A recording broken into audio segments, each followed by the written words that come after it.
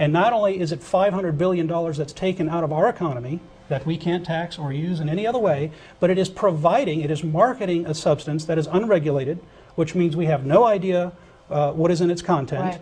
Right. It can be a very harmful substance. Mm-hmm. And let's face the fact that you've brought up a couple of times that there are a lot of responsible Americans that utilize on a daily basis, fulfill their life dream. They do a great job. They raise wonderful kids. They provide a wonderful service to the community, and they never come in contact with the law. But is it appropriate and is it fair that they have to be covert? Is it fair that they have to be labeled as criminal if they do it in public? You know what the good news about this is? And we lose out on that revenue. If 12 states have already enacted some variation on this theme, we have empirical data.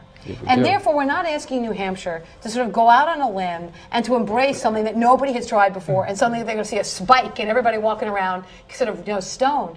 So explain to me, what are the statistics of the 12 states? Are all 12 doing the same?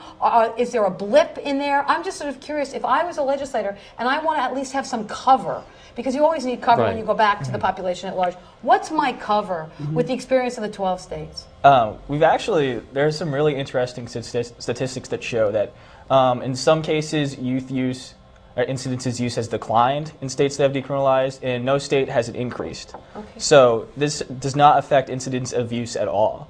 I think beyond the deterrent effect of keeping it illegal, which my bill does, you're not going to see an increase or a decrease in use based on making the penalty harsher or less harsh. I mean, especially when a lot of people don't even realize that on the FAST reform they have that question about previous drug convictions. How is that a deterrent if nobody knows that's the penalty? Yeah, exactly.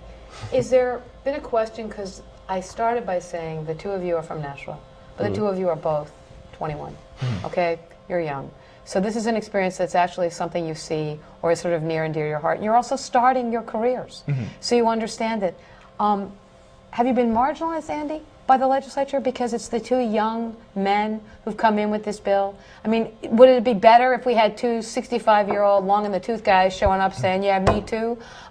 Or has it actually given you more credibility with the legislature because you know it and you also understand what the consequences would mean? No, I think it's having a lot more powerful effect that it's us that's bringing it, because the reason why we ran in the first place was to give a voice to people our age, and we know that overwhelmingly we support this as young people, and even people who haven't come into contact with the law before as a result of making mistakes with drugs. I mean, they still care about it. That's one of the generational differences that we're seeing, and there's no way that older people in government are going to understand that until we have representation and we can talk about this openly. I mean, that's one of the biggest problems, as you know. I think we talked about that before, is that you're kind of like ostracized if you even bring up drugs and argue on behalf of people who are users. I mean, you're maligned, and marginalized, but we haven't really experienced that. I mean, people on the committee have taken it very seriously. They don't... What's the Attorney General's response? Because I know the AG sent people in. Yeah, I know the Chief of Police showed up. What are their rational, documentable arguments? See, to me, in the long run, a legislature can't respond emotionally. They have to respond rationally. They have to look at costs. They have to look at benefits. They have to look at consequences. They have to look at whether it has a negative impact or a positive impact. You've just told me we have 12 states that have done it. You've not seen an increase. In some of the states, you've seen a decrease. So it's like almost a no-brainer. What does an Attorney General say? What did the Chief of Police say, Rick? Well, the Chief of Police had an interesting testimony, and I was there to hear it. He was obviously opposed this bill and made some statement relative to the fact that every drug dealer that he knew said that it started with that first joint and then escalated. And one of the I've heard that argument 1,000 times. So now respond to that argument, because I know I'll get email about that. Isn't this sort of the gateway drug that it's from here to mainlining heroin? How do you respond to that? Well, I respond to it. I'm not, I'm certainly not going to suggest that I know what he was saying or deal with his particular position. But I will say this: I think that all of our laws with respect to drug laws are based on misinformation, and that is one piece of misinformation that simply is not supported by facts. And one of the things that we ought to do in policy making is have evidence-based policy making. And law enforcement people tend to say this, but it's simply not the truth. I would like to go back to whether or not legalization or decriminalization, does that encourage use by our youth? Law enforcement against prohibition has done studies around the world. We look at the Netherlands and Holland where it is legal, and the children there, and it's the same grades, 8th grade, 10th grade, 12th grade, when you do those comparisons, half of the children experiment with it where it is legal than compared to the United States. Twice as number of children will experiment with something that is illegal than in areas where it is legal. So what you're telling me is that for kids it's kind of an attractive nuisance.